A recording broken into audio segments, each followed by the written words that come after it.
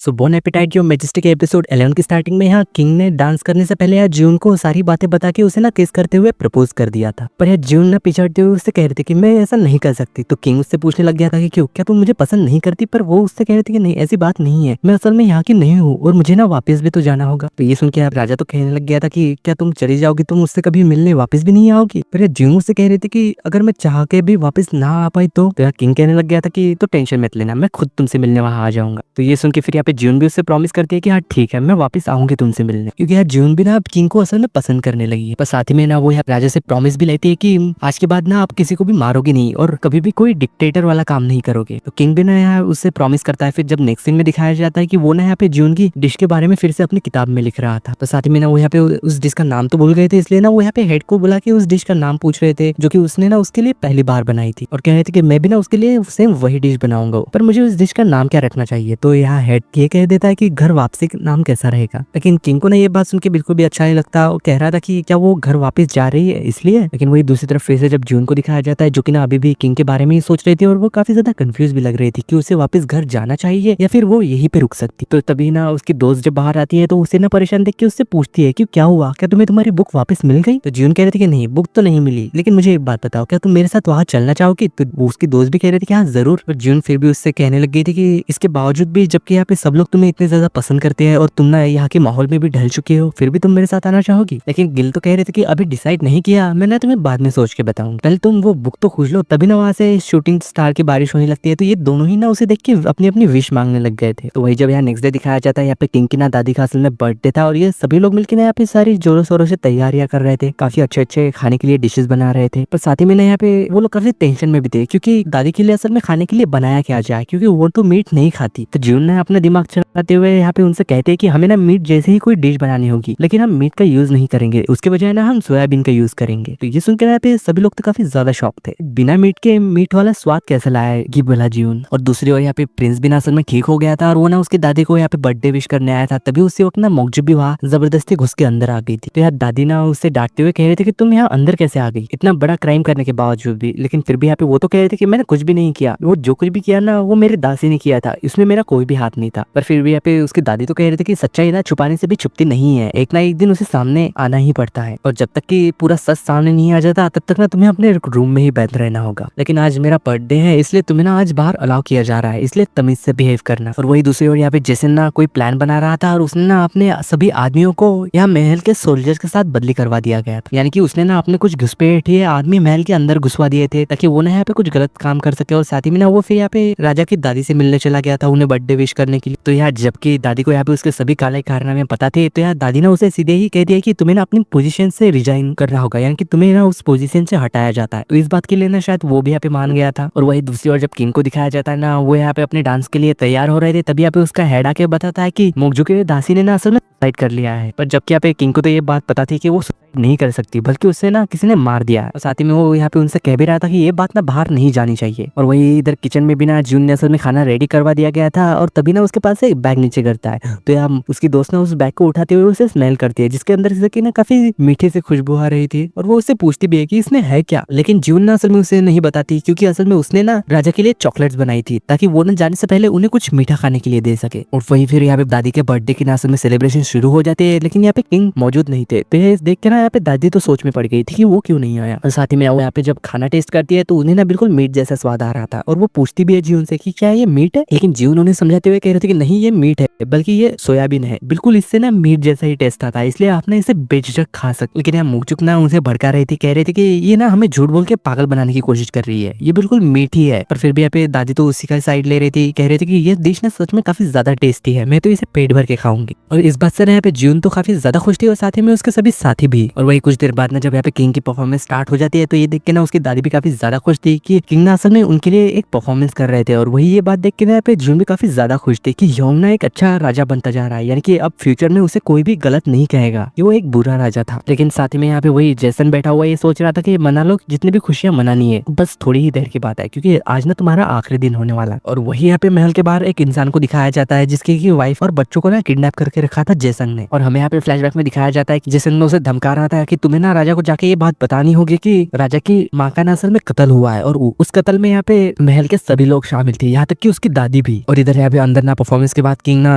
अपना मास्क हटा देते हैं। तो ये देख के ना यहाँ पे सभी लोग काफी ज्यादा खुश थे, यानी कि ये ना बिल्कुल एक हैप्पी एंडिंग जैसा सीन था। पर तभी ना वो इंसान यहाँ पे जबरदस्ती अंदर घुसने की कोशिश करता है, जबकि यहाँ पे गार्ड ना उसे रोक रहे थे। लेकिन यहाँ पे किंग कहते हैं कि उसे अंदर आने दो, मैं उसकी बात सुनना चाहता हूँ कि वो क्या कहना चाहता है। तो वो आदमी ना अंदर आके उसे कुछ डॉक्यूमेंट देते हुए उन्हें बता रहा था कि आपकी मदर का ना असल में कत्ल हुआ था और मेरे पास ना उसका सबूत भी है। और वो ना यहाँ पे कुछ डॉक्यूमेंट्स उन्हें दिखा रहा था। तो यार किंग को ये बात पता चलती है कि असल में उसकी मदर को ना पॉइजन देके मारा गया था और इसमें ना यहाँ पे सभी लोग शामिल थे। और वही यहाँ किंग की नानी भी मौजूद थी, यानी कि किंग की मदर की मदर, जो कि ना यहाँ पे काफी मेंटली अनस्टेबल थी। ये देख के ना किंग तो काफी ज्यादा हैरान थे और वो ना उनके पास जाके उनसे पूछते भी है कि क्या आप मुझे पहचानती है कि मैं कौन हूँ। पर वो दादी तो असल में डर गई थी और किंग के पैरों में गिर के माफी मांग रही थी, कह रही थी कि मेरी बेटी ने कुछ नहीं किया, प्लीज उसे मत मारो, वो बिल्कुल बेगुनाह है, प्लीज उसे छोड़ दो। पर यार तो किंग तो फिर भी उनसे पूछ रहा था कि क्या मैं आपको याद नहीं हूँ। तो वो कह रही थी कि आप तो यहाँ के राजा हो ना। ये सब कह के ना वो यहाँ पे हंसने लग जाती है और वहां से इधर उधर भाग रही थी। तो ये देख के ना यहाँ पे किंग तो काफी ज्यादा रोने लग गए थे और वही यहाँ पे दादी भी ना काफी ज्यादा डर चुकी थी, इसलिए वो ना यहाँ पे उठते से वहां से जाने लगती है। लेकिन यहाँ राजा ना गुस्से में जाके सबको रोक देता है, कह रहा था कि कोई यहाँ से बाहर नहीं जाएगा। और साथ ही में यहाँ राजा ना चीफ से फिर उन सभी लेटर्स को रीड करवाता है जिसमें कि लिखा हुआ था कि मोगजू और अदर यहाँ पे जो भी कंकुबाई थी ना, उन लोगों ने राजा को एक लेटर सबमिट किया था कि क्वीन ना असल में उन लोगों से जलती है, उनका वेट ज्यादा है और वो ना अजीब से दिखती है, जो कि क्वीन बनने के लिए बिल्कुल भी लायक नहीं है। ये देख के ना तो किंग तो गुस्से में उन सभी लोगों को देख रहे थे। जब लेटर को आगे पढ़ा जाता है तो उसमें पता चलता है कि क्वीन का ना असल में फेस भी नोचा गया था और सभी मिनिस्टर्स ने मिलकर उन्हें उनकी पोजीशन से भी हटा दिया गया था। ये देख के राजा तो और भी ज्यादा गुस्से में उन सभी मिनिस्टर को घूर रहा था, कह रहा था कि तुम लोग की ऐसा करने की हिम्मत भी कैसे हुई। पर फिर भी वो लोग तो कह रहे थे कि प्लीज आप गुस्सा मत कीजिए, आप हमारी बात को समझने की कोशिश कीजिए। लेकिन जब लेटर को फिर से आगे पढ़ा जाता है तो यहाँ पे दादी ने असल में परमिशन दे दी गई थी उसकी मदर को मारने के लिए, यानी कि उसे ना जहर पिला के मार दिया जाए। तो ये बात सुनते ना यहाँ पे राजा तो और भी ज्यादा गुस्से में आ गए थे और वो ना यहाँ तलवार निकाल के सब लोग को मारने ही वाले थे, यानी कि वो ना यहाँ पे तलवार निकाल के सीधी दादी की तरफ बढ़ रहे थे उन्हें मारने के लिए। लेकिन यहाँ जून ना बीच में आके उन्हें रोक देती है। पर वो तो कह रहा था कि मुझे आज मत रोको, क्योंकि मुझे पता चल गया है कि मेरी माँ को मारने का ऑर्डर ना असल में दादी ने ही दिया था, तो उन्हें जिंदा रहने का कोई भी हक नहीं। तभी यहाँ पे ना असल में एक मिनिस्टर कह देता है कि ये सीक्रेट असल में राजा ने ही दबाने के लिए कहा था कि इस बात के बारे में किसी और को पता नहीं चलना चाहिए, इसलिए हम इसमें कुछ भी नहीं कर सकते थे। लेकिन उस आदमी धोखेबाज ने आपको ये बात आके सारी बता दी। असल में देशद्रोही तो वो है, सजा तो उसे मिलनी चाहिए। तो यहाँ इस बात से उन्हें ये भी पता चलता है कि असल में राजा यानी कि किंग के पिता भी सब चीजों में मौजूद थे, या सबके सब उनकी नजर में तो अब गद्दार बन चुके थे और वो ना यहाँ पे उन सभी लोगों को सजा देना चाहता था मौत की, और कह रहा था कि आज ना सबका हिसाब होके रहेगा, कोई यहाँ से जिंदा नहीं जाएगा, और सभी दरवाजों को ना बंद करने का आदेश दे देता है। पर फिर भी यहाँ पे जीवन ना बार बार उसके बीच में आके उसे रोक रही थी और यहाँ पे सभी लोग ना अपने घुटनों पे बैठ गए उनसे माफी मांग रहे थे, कह रहे थे कि हमें माफ कर दो, हम पे रहम करो। जीवन भी उससे कह रही थी कि तुमने मुझसे प्रॉमिस किया था कि तुम ना आज के बाद किसी को भी नहीं मारोगे, तो इसलिए प्लीज रुक जाओ, ऐसा कुछ भी मत करो। और यहाँ पे सभी लोग मिलके ना घुटनों पे बैठ के उससे रिक्वेस्ट कर रहे थे कि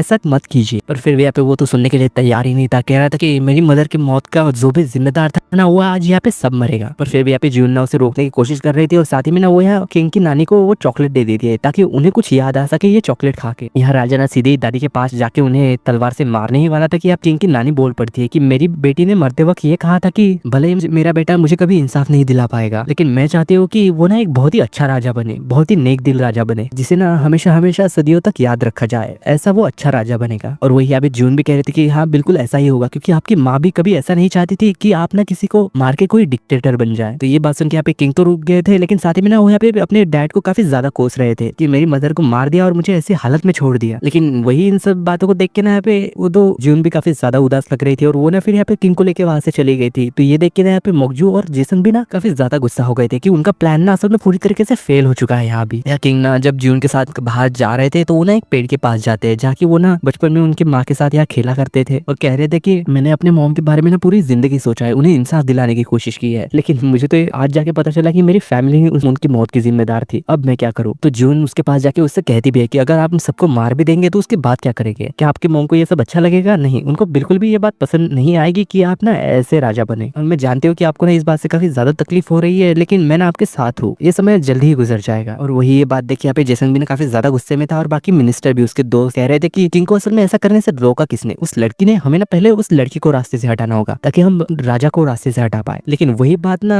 असल में चीफ ने सुन ली थी, तो ये लोग जाके ना असल में चीफ को पकड़ लेते हैं और उसे ना यहाँ पे मार के बेहोश कर देते हैं। लेकिन वही इधर दूसरी दासियां ना यहाँ पे दादी के पास बैठी हुई थी और साथ ही में थोड़ी खुश भी हो रही थी कि बच गए जून की वजह से, लेकिन साथ ही में डर भी रही थी कि क्या पता अगर राजा को फिर से गुस्सा आ गया तो शायद ना वो इस बार हमें नहीं छोड़ेंगे। और वही ना इधर यहाँ राजा के साथ जून बैठी हुई थी और उससे बता रही थी कि मुझे लगता है कि आज ना ये जो कुछ भी हुआ वो ना जबरदस्ती किसी ने करवाया है ताकि सबके सामने ये सच्चाई आ सके और आप ना गुस्से में सब लोग को मार दे। यानी कि कोई चाहता है कि आप ना दूसरों को मार दे और एक डिक्टेटर बन जाए। तो किंग भी बता रहे थे कि मैं ना हमेशा अपने मॉम को इंसाफ दिलाने के बारे में सोचता था, उनके रिवेंज के बारे में, लेकिन अब मैं करूँ क्या। तो जून कह रहे थे कि आपको ना आपके दादी से बात करनी चाहिए बैठ के। आप ना एक काम कीजिए, उनके साथ खाने पे जाइए और उनसे अच्छे से बात कीजिए और पूछे कि उन्होंने ऐसा क्यों किया। पर यार किंग तो कह रहे थे कि मैं ऐसा नहीं करूंगा, लेकिन फिर भी यहाँ पे जून के ज्यादा जिद करने पे ना वो मान ही गया था। और साथ ही में उस चाइनीज शेफ के कही हुई वो उसे बात भी बता देती है कि उसने कहा था कि आपको ना किसी के ऊपर भी भरोसा नहीं करना है और हमेशा ही सोते समय दरवाजे को लॉक करना है। फिर बाद में जून ना किचन में आके सब लोगों से कहते हैं कि हमें ना जल्दी खाना बनाना होगा दादी के लिए और वो खाना हमें उनके रूम में पहुंचाना होगा। तो जल्दी से सब लोग खाना बनाते हैं। तो ये सुन के यहाँ पे सब लोग तो शॉक थे और कह रहे थे कि क्या किंग और